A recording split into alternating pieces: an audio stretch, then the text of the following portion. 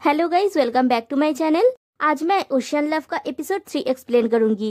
Episode 3 की शुरुआत वहीं से होती है जहाँ पे एपिसोड 2 एंड हुआ था। हेंग पूछता है क्या वो मो के साथ सो सकता है। मो एम्बेरेस हो जाता है और बॉस हैरान। मो कहता है मैं इसके अलावा किसी के साथ भी सोऊंगा। हेंग मो को उसका रूममेट बनने के लिए नैगिंग करने लगता है और मो ना बोलता रहता है। बॉस हालात को संभालते हुए कहता है हेंग किसका रूममेट बनेगा उसके लिए ड्रॉ होगा। ड्रॉ होता है और हेंग का रूममेट बनते हैं बॉस। ट्रिप में दोनों एक रूम में होते हैं और बॉस कहते हैं मुझे विश्वास नहीं हो रहा है हम लोग साथ में हैं, ये जरूर डेस्टिनी है। फिर बॉस को उसकी बेटी की कॉल आती है। उनकी बेटी पूछती है उनका रूममेट कौन है, तो बॉस कहते हैं वो अकेले रहेंगे क्योंकि वो नहीं चाहते कि उनके टीम मेंबर अनकंफर्टेबल फील करे। फिर वो हेंग को ब्रेकफास्ट टिकट देने के लिए आता है और देख के हेंग की बात सुने बिना तुरंत अपने रूम में चला जाता है। हेंग उसके पीछे जाता है और मो से पूछता है क्या वो टेन के साथ अपना रूम बदल सकता है क्योंकि वो मो के साथ रहना चाहता है। मो कहता है मैंने तुम्हें बोल दिया है कि मैं तुम्हारे साथ बस काम के बारे में बात करूंगा, और हेंग के मुंह पे डोर बंद कर देता है। हेंग कहता है ठीक है, तुम्हें क्या लगता है कि तुम हमेशा मुझे अवॉइड कर सकते हो। तभी पास के रूम से बॉस उसे बुलाते हैं और आगे के शेड्यूल के लिए रेडी होने के लिए कहते हैं और उसे लेके अपने रूम में चले जाते हैं। फिर सब लोग मिलके बहुत सारे गेम्स खेलते हैं। पहला गेम है गेस करो मैं कौन हूँ। इसके रूल ये है सबको स्टेज पे आना होगा और डिपार्टमेंट की किसी और का नकल करना होगा और बाकी लोग गेस करेंगे कि वो पर्सन कौन है। बॉस मियाओ की नकल करते हैं, न्यू ईयर हेंग की नकल करते हैं और हेंग मो की। नेक्स्ट गेम है क्योंकि वो लोग सेल्स डिपार्टमेंट से है इसलिए दो लोगों का एक प्यार होगा और अपने फ्रेंड को सेल करना होगा। हेंग का प्यार होते हैं बॉस और मो का प्यार होता है न्यू ईयर। हेंग और मो में जबरदस्त आर्गुमेंट हो जाता है और टाई हो जाती है। नेक्स्ट गेम है ट्रेजर हंट। इसमें हेंग और मो का प्यार होता है। खेल के बीच में ही हेंग मो से पूछता है जब तुमने कहा कि तुम और मेरा फ्रेंड बने रहना नहीं चाहते, क्या तुमने ये सीरियसली कहा था। मो तो कुछ नहीं कहता। हेंग फिर से पूछता है कि मो उसका फ्रेंड बने रहना क्यों नहीं चाहता। क्या ये इसलिए क्योंकि हेंग ने घर का सारा काम मो के ऊपर डाल दिया था। मो उसकी बात सुन के गुस्सा हो जाता है और उसे धक्का दे देता है। वो दोनों ये गेम जीत जाते हैं और मो वहाँ से चला जाता है। फिर मो जब हेंग और बॉस को साथ में देखता है उसे बुरा लगता है। मियाओ आके मो से पूछती है क्या हेंग के साथ उसका झगड़ा हुआ है। मो कहता है नहीं, हम दोनों बस इन दिनों ज्यादा बात नहीं करते। मियाओ उसे समझाती है कि तुम दोनों फ्रेंड्स हो तो लड़ाई मत करो। मैंने देखा है कि तुम दोनों आमतौर पर तू मैं करते रहते हो, लेकिन इन दिनों तुम दोनों शांत हो। इसे ठीक कर लो, तुम दोनों दोस्त हो तो इसलिए एक दूसरे के ऊपर ज्यादा दिनों तक गुस्सा मत रहो। फिर दिखाया जाता है कि अचानक टेन की तबीयत खराब हो जाती है और वो बेहोश हो जाता है। टेन को हॉस्पिटल भेज दिया जाता है। हेंग के दिमाग की बत्ती जलती है और वो मो से कहता है अब मैं तुम्हारे रूम में सो सकता हूँ, क्या मैं तुम्हारे साथ सोऊं। बॉस उसकी बात सुन लेते हैं और हेंग से कहते हैं उन्हें उससे प्राइवेट में बात करनी है और हेंग को लेके वहाँ से चले जाते हैं। वो हेंग को लेके बैंक्वेट एरिया में जाते हैं। हेंग पूछता है आप क्या डिस्कस करना चाहते हैं। बॉस अपने घुटनों में बैठ के कहते हैं मैरी मी। हेंग बहुत घबरा जाता है। बॉस कहते हैं मैंने ये अपनी वाइफ से कहा था। हेंग पूछता है क्या आपने उन्हें यहीं पे प्रपोज किया था। बॉस कहते हैं हाँ, मैंने अपना फर्स्ट डील भी यहीं पे क्रैक किया था, तो ये जगह मेरे लिए बहुत यादगार है। हमारी शादी भी यहीं पे हुई थी। मैंने डिसाइड कर लिया था कि अगर मैं फिर से शादी करूंगा तो यहीं पे करूंगा। फिर हेंग से कहते हैं हेंगनी, मेरी बेटी अपनी मॉम से बहुत प्यार करती है इसलिए मैंने डिसाइड किया है कि उसके ग्रेजुएट होने तक वेट करूंगा। उसके बाद मैं उसे हमारे बारे में बता दूंगा। मेरे लिए वेट करना, मैं प्रॉमिस करता हूँ कि मैं तुम्हें यहीं पे लाकर रिंग पहनाऊंगा। तभी बैंक्वेट में दो और लोग एंटर करते हैं जिसमें से एक होटल का मालिक होते हैं। बॉस और वो ओनर एक दूसरे को जानते हैं। ओनर से बॉस को पता चलता है कि कोई इस होटल को खरीदना चाहते हैं और ये होटल गिरा के यहाँ पे शॉपिंग मॉल बनाने वाले हैं, वो भी 1-2 महीने के अंदर। और क्योंकि उनकी हालत भी ठीक नहीं है तो ना चाहते हुए भी उन्हें ये होटल बेचना पड़ेगा। ये सुन के बॉस मायूस हो जाते हैं। रात को बारबेक्यू पार्टी चल रही होती है। मो को मायूस बैठा देख के मियाओ पूछती है क्या हुआ, तुम लोगों ने अभी तक बात नहीं किया ना। मो कहता है मुझे उससे कुछ नहीं कहना है। मियाओ कहती है दुखी मत हो। मो देखता है कि हेंग बॉस के लिए खाना लेके जाता है। हेंग बॉस से कहता है मैं आपके लिए बारबेक्यू लाया हूँ, लेकिन बॉस दुखी होते हैं। बॉस कहते हैं मेरी शादी में भी बारबेक्यू सर्व हुआ था लेकिन अब कुछ भी नहीं है। हेंग न्यू ईयर से जाके कहता है बॉस स्ट्रेस्ड है क्या बॉस को चीयर अप करने के लिए कोई आइडिया है? न्यू ईयर कहता है एक आइडिया है जिससे हम उन्हें चीयर अप कर सकते हैं। फिर सब लोग गेम खेलने बैठते हैं। गेम में बॉस सबसे ज्यादा हार रहे होते हैं और वो और ज्यादा मायूस हो जाते हैं। म्याओ एक ट्रिक लगा के हेंग और मो को 5 मिनट्स के लिए एक साथ टेंट में भेज देती है। टेंट में जाके थोड़ी देर दोनों चुपचाप बैठे हुए होते हैं। फिर हेंग पूछता है क्या तुम पूरा समय चुप रहने वाले हो? मो कुछ नहीं कहता तो हेंग कहता है बॉस ने उसे शादी के लिए पूछा है। बॉस चाहते हैं कि ये होटल तोड़े जाने से पहले यहाँ उनकी शादी हो। मो हेंग को कांग्रेचुलेट करता है। हेंग कहता है कि वो बहुत परेशान है और मो को हेल्प करने के लिए कहता है। एटलीस्ट क्या मो उसको आज रात के लिए अपने रूम में रहने दे सकता है ताकि हेंग अपने दिमाग को शांत कर सके। मो पूछता है क्यों, क्या हेंग बॉस को लाइक नहीं करता? हेंग कहता है ऐसा नहीं है, वो बॉस की रिस्पेक्ट करता है। मो पूछता है तो प्रॉब्लम क्या है? हेंग कहता है वो बॉस को बॉस के अलावा किसी और नजर से नहीं देख सकता। मो कहता है तुम उन्हें किसी और नजर से नहीं देख सकते, लेकिन तुम चाहते हो कि मैं तुम्हें बस फ्रेंड की नजर से देखूं। तुम बहुत सेल्फिश हो हेंग। और टेंट से बाहर आ जाता है। हेंग देखता है कि बॉस एकदम टल्ली हो चुका है। म्याओ मो से पूछती है कैसा रहा? मो कुछ नहीं कहता। तभी न्यू ईयर को टेन का कॉल आता है। वो म्याओ को फोन दे देता है। म्याओ टेन से कहती है यहाँ पे सब कुछ एकदम ठीक है, वो यहाँ पे संभाल लेगी। फिर कॉल कट करने के बाद सब लोग ड्रिंक करना शुरू कर देते हैं। नेक्स्ट डे मॉर्निंग हेंग की नींद टूटती है तो वो देखता है वो और मो एक ही बेड पे बिना कपड़े के सो रहे हैं। मो की भी नींद टूट जाती है और दोनों एक दूसरे को देख के शॉक्ड हो जाते हैं और चिल्लाने लगते हैं। फिर दोनों थोड़ा शांत होते हैं और सोचते हैं। मो कहता है कि कल रात वो लोग गेम खेल रहे थे तो फिर ये सब क्या हो गया? हेंग कहता है मुझे पता है क्या हुआ था, और फोन में देखता है कल रात जब दोनों एकदम टल्ली थे वो दोनों फोन में वीडियो बनाते हुए रूम में आए थे। मो ने पूछा था क्या तुम मेरे रूम में रहोगे, मुझे भूतों से डर लगता है। हेंग ने कहा था लेकिन बॉस मेरे लिए वेट कर रहे हैं। मो ने सिडक्टिवली कहा था क्या तुम उन्हें मुझसे ज्यादा अहमियत दे रहे हो? हेंग ने कहा था यहाँ बहुत गर्मी है। मो ने कहा था मेरी आंखों में देखो, मैं तुम्हारे लिए इसे उतारता हूँ। और वो हेंग के कपड़े उतारने वाला होता है। मो वीडियो को बंद कर देता है और आगे देखने से मना करता है। हेंग पूछता है क्या तुम्हें नहीं जानना है कि आगे क्या हुआ?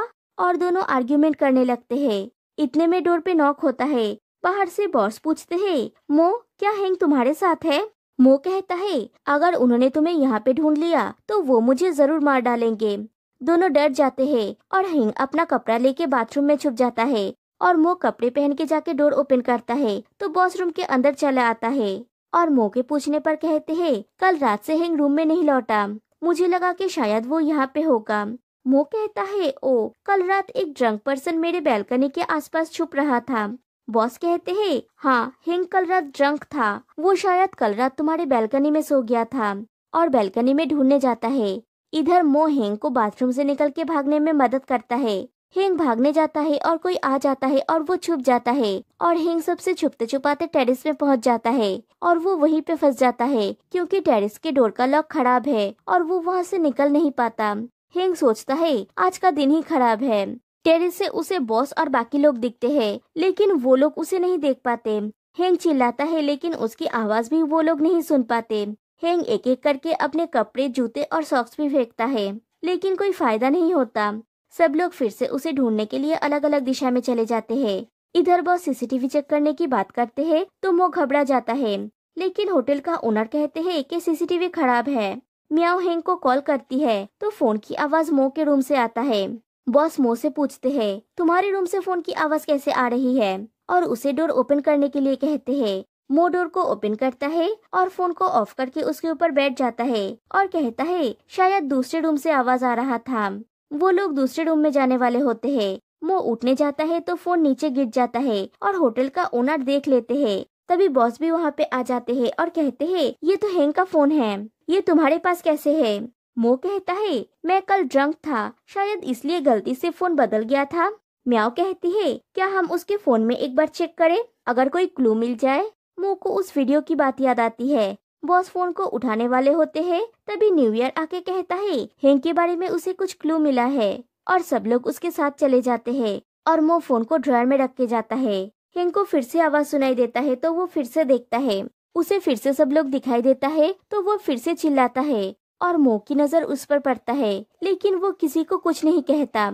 सब लोग वहीं पे जाते हैं जहाँ पे हेंग का कपड़ा पड़ा था और सब लोग रोने लगते हैं। उन्हें लगता है किसी ने हेंग को मार के वहाँ पे दफना दिया है।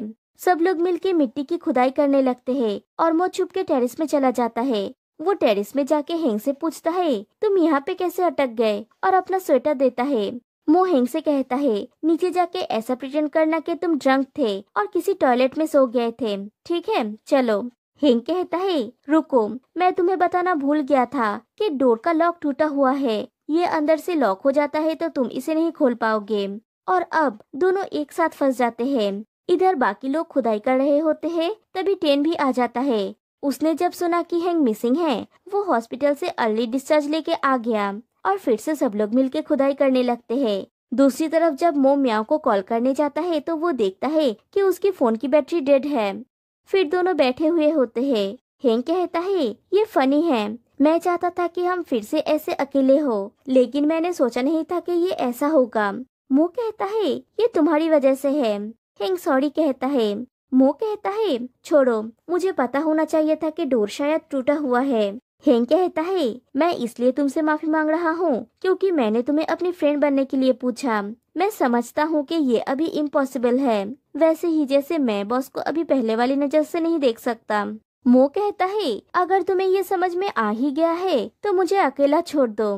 हेंग कहता है, लेकिन मैं अब भी तुम्हारा दोस्त बनना चाहता हूँ। मुझे नहीं पता कि मैं तुम्हारे लिए क्या हूँ, लेकिन जब तुम मेरे साथ होते हो तो मैं बहुत खुश होता हूँ। मो, मैं तुम्हें एक आखिरी बार पूछ रहा हूँ, क्या तुम मेरे साथ वापस आओगे? तभी वो लोग फिर से बात करने की आवाज सुनते हैं। वो दोनों उन लोगों को बुलाते हैं और इस बार सब लोग उन्हें देख लेते हैं। बॉस आके हेंग को गले लगा लेता है और पूछता है, तुम दोनों यहाँ पे कैसे हो? हेंग कहता है, मैं ड्रंक था और यहाँ पे सो गया था और मो यहाँ पे मुझे ढूंढते हुए आया था और हम दोनों यहाँ पे लॉक्ड हो गए। और सब लोग उसकी बात का विश्वास भी कर लेते हैं। मो को समझ में नहीं आया कि सब लोग इतनी आसानी से उसकी स्टोरी पे बिलीव कैसे कर लिया। फिर बॉस और हेंग उनके रूम में होते हैं। हेंग बॉस से माफी मांगता है क्योंकि उसकी वजह से इतना झमेला हो गया। बॉस कहते हैं, इसमें तुम्हारी कोई गलती नहीं है हेंगनी, तुम्हें पता है, मुझे लगता है कि ये ब्रह्मांड मुझे कुछ कहना चाहता है। हेंग पूछता है, आपका मतलब क्या है? बॉस कहते हैं, ये होटल बंद होने वाला है और तुम मिसिंग हो गए। मुझे लगता है कि ये मुझे कहना चाहता है कि मैं तुम्हें ज्यादा समय वेट न करवाऊं। हेंग सोचता है कि सब कुछ घूम फिर के मेरे ऊपर क्यों आ जाता है। और तभी बॉस को उसकी बेटी की कॉल भी आती है। बॉस कहते हैं वो अपनी बेटी को सब कुछ बता देंगे और कॉल पिक करने वाले होते हैं। तभी डोर पे नॉक होता है। बॉस डोर ओपन करते हैं तो होटल का ओनर होते हैं। वो बहुत खुश होते हैं और कहते हैं उन्हें अब और ये होटल बेचने की जरूरत नहीं है। जब वो लोग हेंग को ढूंढ रहे थे तब उन्हें वो खजाना मिला जो उनके ग्रेट ग्रैंडफादर ने दफनाया था और अब उन्हें ये होटल बेचने की जरूरत नहीं है। हेंग कहता है, मतलब आपको अब अपनी बेटी को कुछ भी बताने की जरूरत नहीं है, और वो रिलैक्स हो जाता है। सब लोग घर लौट आते हैं। बॉस अपने घर में लौटता है तो उसकी बेटी पूछती है, आउटिंग कैसा रहा? बॉस कहते हैं, ठीक ठाक था, कुछ स्पेशल नहीं था। उनकी बेटी कहती है, उस दिन रात को क्या हुआ था? बॉस पूछते हैं, किस दिन? उनकी बेटी कहती है, जिस दिन आपने मुझे रात के 3 बजे कॉल किया था। और फ्लैशबैक में दिखाया जाता है कि बॉस ने डल्ली होके अपनी बेटी को कॉल किया और कहा उन्हें प्यार हो गया है और वो फिर से शादी करना चाहते हैं। कहानी प्रेजेंट में आती है। उनकी बेटी पूछती है, क्या आप फिर से शादी करने वाले हैं? बॉस बहाना बनाते हैं कि नहीं, हम तो बस गेम खेल रहे थे और मैं हार गया था और पनिशमेंट ये था कि अपने बच्चे को कॉल करके प्रैंक करना होगा। उनकी बेटी कहती है, फिर ठीक है, मुझे तो चिंता हो रही थी। बॉस पूछते हैं, अगर ये बात सच होती तो? उनकी बेटी एकदम से सरप्राइज्ड हो जाती है। दूसरी तरफ हेंग अपने घर लौटता है और गेट ओपन करने के लिए चाबी खोज रहा होता है तो उसे चाबी नहीं मिलती। पीछे से कोई कहता है, जब तुम ड्रंक थे तब चाबी मेरे रूम में छोड़ दिया था। और वो मो होता है। मो हेंग को चाबी देता है और पूछता है, मेरे तुम्हारे साथ रहने के बारे में क्या तुम श्योर हो? हेंग हाँ कहता है। मो पूछता है, तुम मुझसे डरोगे नहीं जैसा तुम बॉस से डरते हो? हेंग कहता है, मैं नहीं डरता। मो उसके और करीब आ जाता है और कहता है, मैं बॉस की तरह जेंटल नहीं हूँ। हेंग कहता है, मैं आसानी से हार नहीं मानूंगा। मो उसके और करीब आ जाता है और उसके फोरहेड पे किस करता है। और कहता है ये आखिरी बार है जब मैं ये करूँगा, अगली बार से तुम मेरा ये वाला वर्जन नहीं देखोगे, और अंदर चला जाता है। हेंग अपने फोरहेड को सहलाता है और वो भी अंदर चला जाता है और यहीं पे एपिसोड 3 एंड हो जाती है। तो गाइस कैसा लगा आपको आज के एपिसोड? फिर मिलते हैं नेक्स्ट वीडियो में, तब तक के लिए बाय बाय।